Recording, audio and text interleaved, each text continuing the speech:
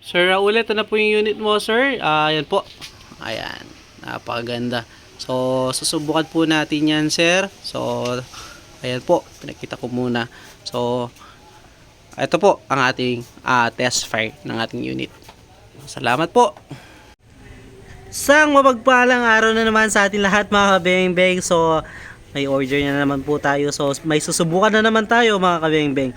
So, ayan po. Napakaganda ang ating unit na susubukan, mga kabeng-beng. Yan po ay SPMC Regulated Tube Tank PCP. Napakaganda, di ba? Mga kabeng-beng, oh. Solid. So, ito po ay unit ni Sir Raul Cascabal ng Masbate. So, yan po, napakaganda naman, oh. Solid.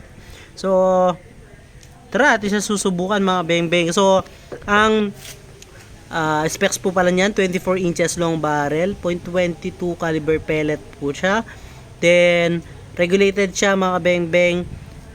Then, ayan yung silencer niya, 10 inches. Naka BSC black powder 4x16x44.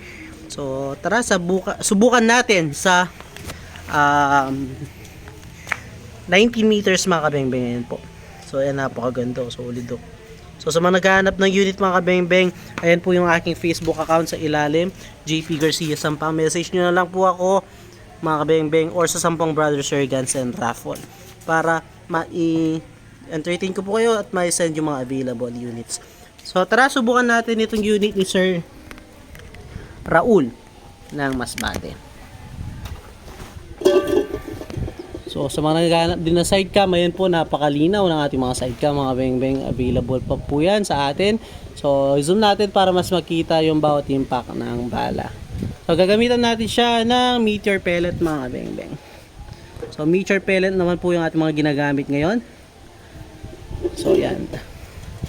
So, unresized, unsorted, straight from the box na mga bala.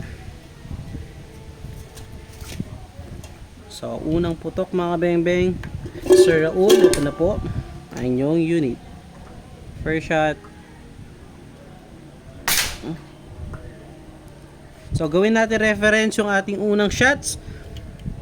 Dahil po para gumagalaw yung ating gato, mga beng-beng. Hindi gaano fix yung ating gato. So, tara. So, bali first shot pa lang dahil gagawin natin reference ito para hindi pa bago-bago yung ating aim. Magalaw kasi yung ating bench, mga beng-beng. Yung ating gato, bench clamp. So, bali first shot pa lang po.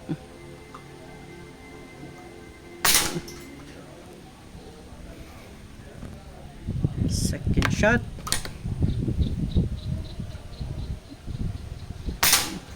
No, one hole siya, mga beng-beng. Napakaganda tumama. So, yun, pellet to pellet po siya dito. So, third shot. So, inuulit ko po, hindi lang po siya naka-zero, kaya doon tayo naka-aim, no? Pang-apat.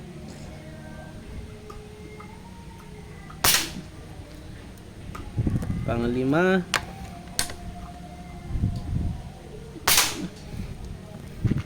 Ganda tumama, Sir Raul.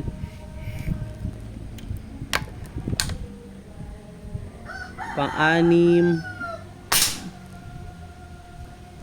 Pang-pito. Pang-walo. Ganda tumama. Ayun, nagka-flyer na tayo. Pang-siyam. At pang-sampu. So, inulit ko po kung saan tayo naka-aim. Reference shot, reference po natin yon, point of reference kung saan natin tinututok yung ating crosshair.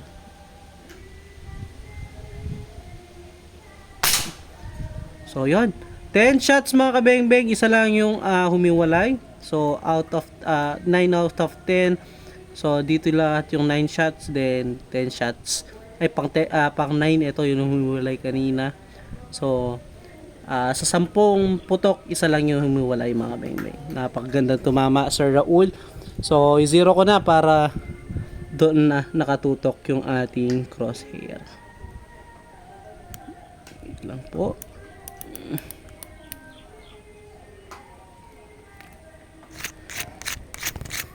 Zero ko na. Yan. So yan, napakaganda ito mama, Sir Raul. Ayan po. So, ayan. Dito, ito yung reference natin kanina mga kabeng-beng kung saan natin tinututok. Then 10 shots, isa lang po ang humiwalay. Ito yung ating tinuturo sa scope. Then ito 9 shots po, pasok lahat. So yun mga kabeng-beng, tara lapitan natin para makita ninyo talaga na hindi po walang daya yung ating grouping test. So yun, napakaganda talaga mga beng-beng ng ating SPLC PCP. Sir Raul, ito na po. So tara, lapitan po natin.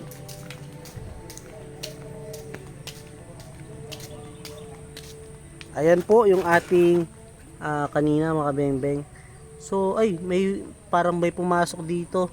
So may isa tayo flyer pa dito. So honest review mga beng-beng. So yan, siguro 8 kasi may isa dito. 8 kasi dito tayo nakatutok. 8 out of 10. So may dalawang flyer, isa dito, ayun, tsaka isa. So maganda pa rin mga beng-beng. So yung nagiging dahilan ng ating mga flyer kasi hindi nga po resize at local pellet lang yung ating gamit mga beng-beng. So yan, okay na okay pa rin. Ayan, napakaliit lang 8 shot 1 hole. So napakaganda po. So actually sa kanya to kanina mga beng-beng nung ziniro ko ay nung sinubukan ko bago ko i-grouping test.